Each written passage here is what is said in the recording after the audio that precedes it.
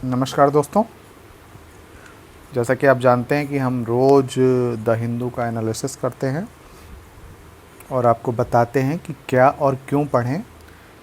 क्या और क्यों पढ़ें इसलिए बताते हैं कि आप खुद से पढ़ें। खुद से पढ़ने का कारण ये है कि जब आप खुद से पढ़ते हो तो आपके कॉन्सेप्ट क्लियर होते हैं। कॉन्सेप्ट क्लियर होने का मतलब, मैं बार बार कहता हूँ, आपके कॉन्सेप्ट क्लियर होते हैं। कॉन्सेप्ट क्लियर होने का क्या अर्थ है, ये समझ लीजिए कि आप जो पढ़ रहे हैं वो फैक्ट है ना। जो फैक्ट पढ़ रहे हैं, जैसे आपको कोई टीचर पढ़ा रहा है, किसी क्लासरूम में पढ़ा रहा है और लिखा रहा है, खासकर हिंदी माध्यम का टीचर, वो क्या करवा रहा है, लिखवाए जा रहा है। कुछ चीज़ें जो आप खुद से भी पढ़ सकते हैं उसे भी लिखवाया जा रहा है। तो वो पढ़ना दरअसल पढ़ना नहीं है। दरअसल यूपीएससी की तैयारी जब आप कर रहे हैं तो उसे पढ़ना नहीं है, उसे समझना है। चीज़ों को आप जब तक समझेंगे नहीं तब तक आप उस पर काम नहीं कर पाएंगे, ना प्री में, ना मेंस में, ना इंटरव्यू में, है ना। तो आपको समझना है। अभी यहाँ पे एक मामला है कि high alert as Delhi report monkey pox.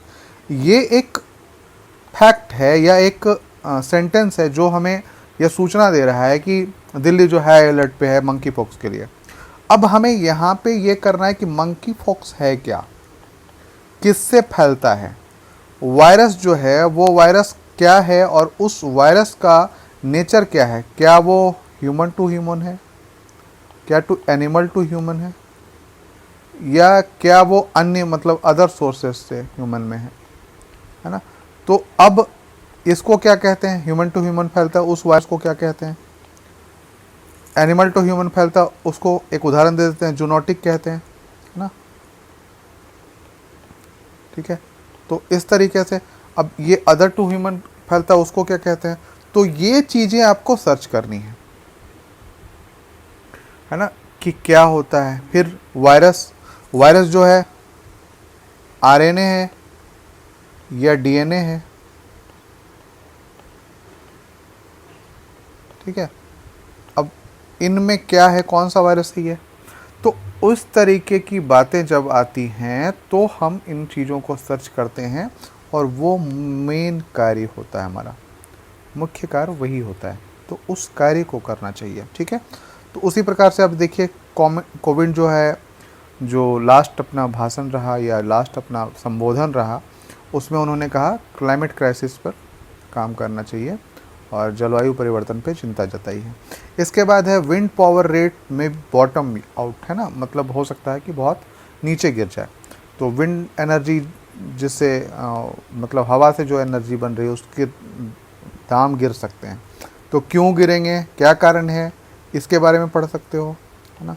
इसका कितना योगदान है पूरे भारत में, क्या इससे कोई बड़ा बदलाव आ सकता है, एनर्जी के क्षेत्र में क्रांतिकारी बदलाव आ सकते हैं, इसके बारे में हम देख सकते हैं, है ना। इसके बाद जो है अगला वो है weighing in on India investment led revival, है ना। अब हमें ये देखना है कि इंडिया में जो इन्वेस्टमेंट लेड रिवाइवल हैं उनमें कौन से कितना जीडीपी में क्या स्थान रखते हैं ना। और जैसे निर्मला सीतारमन ने कहा था कि कैपिटल एक्सपेंडिचर किया जाएगा, तो उसका क्या अर्थ होता है ना। किन क्षेत्रों में इन्वेस्टमेंट किया जा रहा है, क्या इससे क्या फ़र्क पड़ता है आपके जीडीपी में, इसके बारे में चर्चा इस लेख को पढ़ने के बाद आप आसानी से समझ पाओगे, है ना। उसके बाद है मिनिस्ट्रियल कॉन्फ्रेंस 12 WTO का हुआ है, वर्ल्ड ट्रेड ऑर्गेनाइजेशन का। तो इसमें भी वही कोविड-19 की चर्चा की गई है। फिर एडवांटेज यू को क्या मिला है, फिर इंडिया वाला मामला क्या है, इसमें जो डेवलपिंग कंट्री हैं, खासकर डेवलपिंग कंट्री हैं, उनको किस तरीके का बेनिफिट मिल रहा है, या वो क्या अपने लोकतंत्र को या अपने इंडस्ट्री को या अपने जो उद्योग धंधे हैं उनको डेवलप्ड कंट्री से बचा पा रहे हैं ना। डेवलप्ड कंट्री से क्या ये बचा पा रहे हैं, या इनको कहाँ कहाँ चुनौतियों का सामना करना पड़ता है, इसके बारे में बात की गई है। तो आप इसे देख सकते हैं। इसके बाद जो है एडिंग डिजिटल लेयर्स ऑफ इंडिग्निटी, है ना।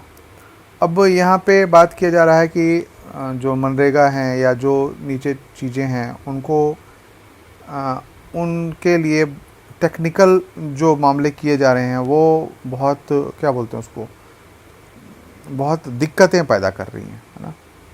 अब हम मान लीजिए कि राशन पाना है तो आपको आधार से लिंक कर दिए, आधार आपका वहाँ पे हो ही नहीं रहा है मामला, तो आपको राशन मिलेगा ही नहीं, तो ये क्या हो गया, दिक्कत हो जाएगी, बहुत सारी दिक्कतें हो जाएंगी।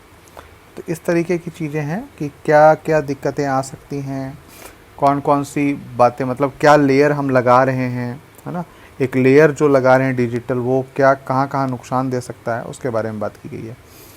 अ sword in the arm for rule of law, है ना। सुप्रीम कोर्ट वाला मामला जो है अभी, जो क्या बोलते हैं उसको, Satyendra Kumar until versus central bureau of investigation, जो मतलब पकड़ ले रहे हैं या जो जमानत पे नहीं दे रहे हैं या उनको छोड़ा नहीं जा रहा है, उनके बारे में बात की गई है कि क्या मामला करना चाहिए इस तरीके से, किस तरीके की बातें, मतलब जो भी चाहे वो राज्य कर ले रही है, क्या ये पुलिस स्टेट है, इस तरीके की बातें की जा रही हैं कि ये जो है मामला बहुत तेज़ी से बढ़ता जा रहा है और इस पे सुप्रीम कोर्ट क्या कर सकती है, उसी के बारे में बात की गई है।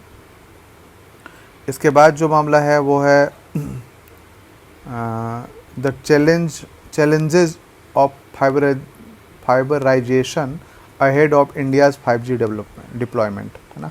अब आपने देखा होगा कि कल से जो है हमारा 5G का ऑक्शन शुरू हो रहा है, तो क्या चैलेंजेज आएंगे इनके सामने, है ना। Wire optical fibre cables necessary for accessing 5G technology, जो फाइबर ऑप्टिकल फाइबर केबल हैं, ये क्यों नेसेसरी हैं, क्या कारण है। और दूसरी बात यहाँ पे आपको ये देखना है कि 4G और 5G में तुलना करना है ना, 4G और 5G में तुलना करना है, ठीक है, ठीक है। तो ये चीज़ें आपको देखनी है, तो इस लिहाज से आप मतलब बहुत अच्छे से समझ सकते हैं, है ना, कि क्या है। अभी यहाँ पे तो 5G के बारे में पता चलेगा, लेकिन आप 4G 5G क्या है इसके बारे में जानना, मतलब समझ जाएंगे कि ऑप्टिकल फाइबर केबल क्यों यहाँ पे इम्पोर्टेंट है या क्यों अनिवार्य है ना। तो वहाँ से आप कर सकते हैं। उसके बाद जो है द्रौपदी मुर्मू ने जो 15वें राष्ट्रपति के रूप में शपथ ले लिया है, तो ये दो चीज़ें बदलाव आ रहा है। एक तो महिला सशक्तिकरण पे मामला आएगा, है ना। दूसरा जनजाति और महिला दोनों के सशक्तिकरण में ये किस प्रकार से भूमिका अदा कर सकती है या रोल मॉडल बन सकती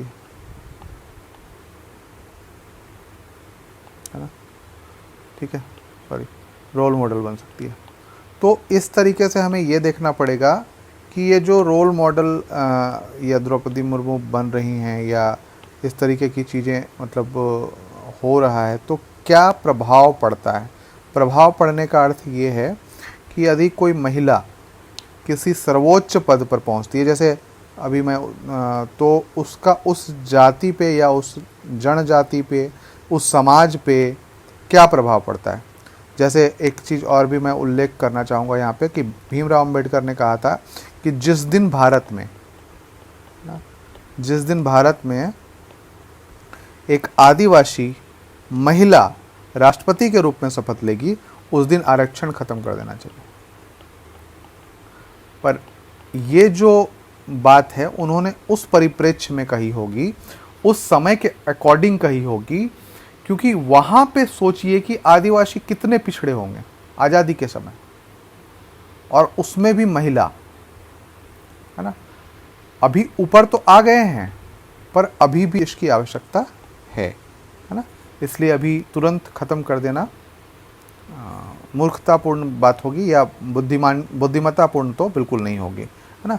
तो ये है। इसके बाद अगला जो है फिर वही 5G स्पेक्ट्रम ऑक्शन जो है कल से शुरू हो जाएगा, इसी के बारे में बात की गई है, ठीक है। तो आप इसे देख लीजिएगा कौन कौन सी कंपनियां हैं, कौन कौन लड़ने में है ना, और किन्हें मिलता है ये फिर आगे। उसके बाद फिर यहाँ पे एक आप तुलना कर सकते हैं 5G और 6G की, है ना। तो ये आप कर सकते हैं,